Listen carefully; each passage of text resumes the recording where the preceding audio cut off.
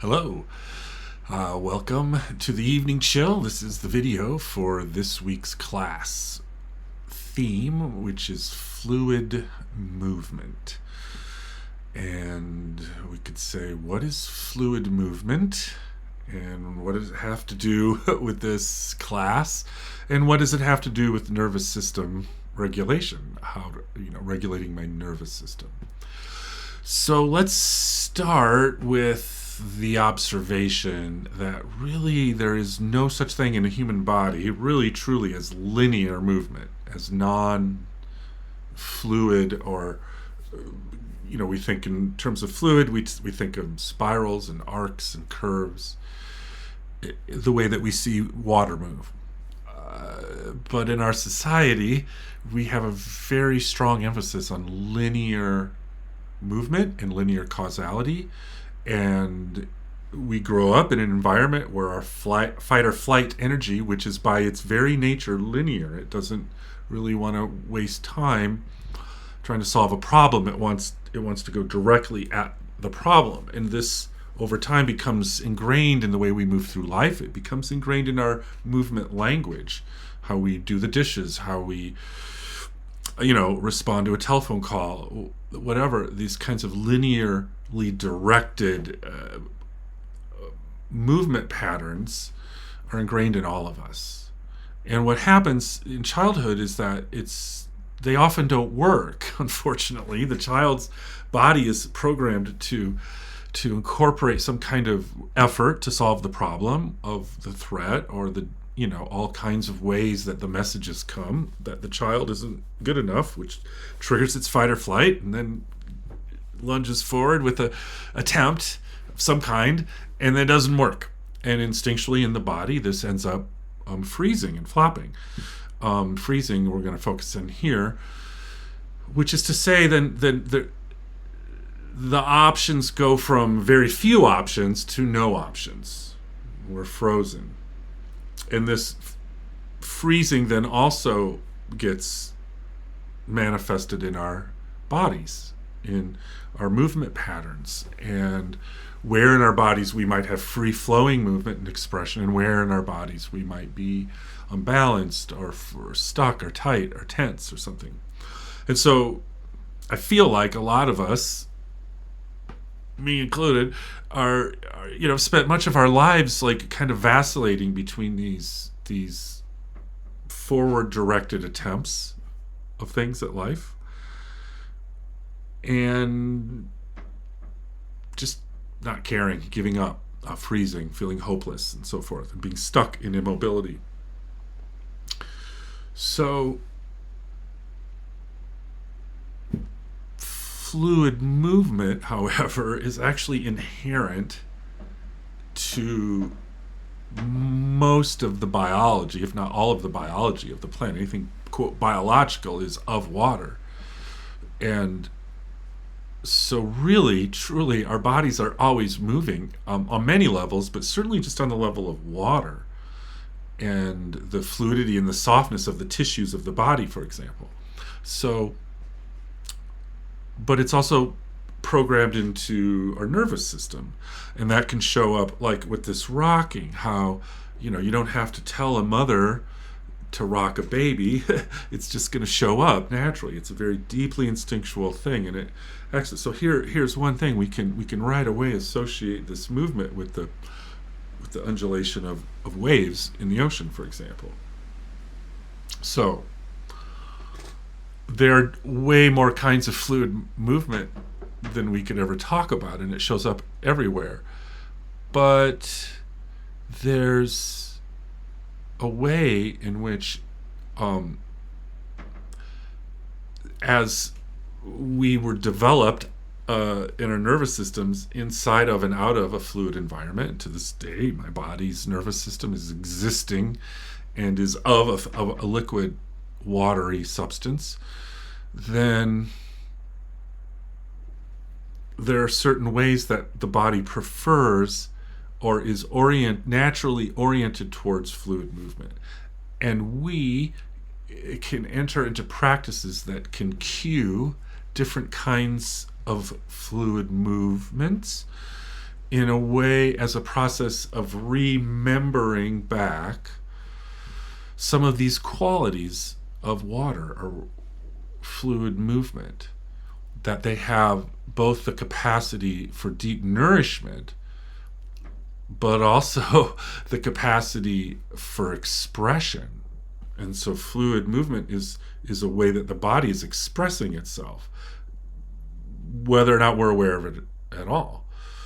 And so we can cue, I love this way of putting it, we can cue kinds of fluid movement to orient our attention and our behavior and just our general experience away from these frozen habitual movement patterns, thoughts and movements together one thing.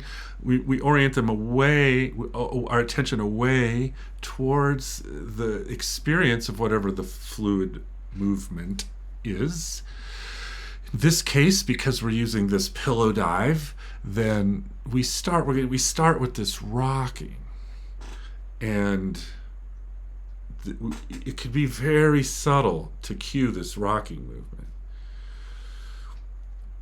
And you're cueing it, and it just whatever gets it started, even just kind of cueing it. But also, you can stay right there. But from there, this is a great place to begin to explore all kinds of non-linear fluid movements in the body. As you do your dive and you feel like you're getting into it a little bit, there's a way, just through movement, you can incorporate sound, so forth, but just through movement, you can see what wants to move and what can express itself by this kind of dance of you exploring and then cueing different kinds of non-linear movement. So right away, just even the rocking there's so much in it. There's so many ways that I can explore it so that it's not linear. It's okay if it's not I don't mean linear in this case, but just, this can be like this, and that's great. If it's got that in it and it's sharp, that's great. That's perfect. That's great. But then maybe anyone can explore how, coming out of that, they might add on to or explore movements that have some experimentation with less linearity. It's different for everyone. Everyone's exploration with this is going to be different. So I'll give you a few ideas, just, so that you can have some ideas, but really their possibilities are endless, because it's about self-expression, and it's about slowing down enough to find your version of it in the moment. And so the first one, as I've kind of already mentioned it, I'm just rocking here, and I can just explore it. Even if I'm doing one of these kind of things, which this can feel really good for a lot of us, even more, I get really into it. But even if you're doing that, you can still find ways of exploring, adding on to that rocking movement some more fluidity in some way through the body, any part of the body. You can't see my legs, but they're involved too. That's one idea. It's just coming out of the rocking into some other expression. The other idea is to take some body part, like a hand or a foot or the head, the appendages, and explore it like that and see how that moves and just see what that's like.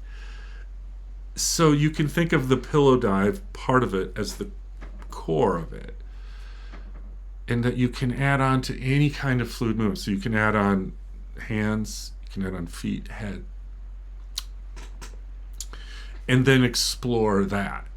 Now, as we cue movement, then what can happen is we're actually exploring softening those frozen places at the same time, so that water has the capacity to freeze, but even in its frozenness, it never loses its coherence. It's still a stable structure.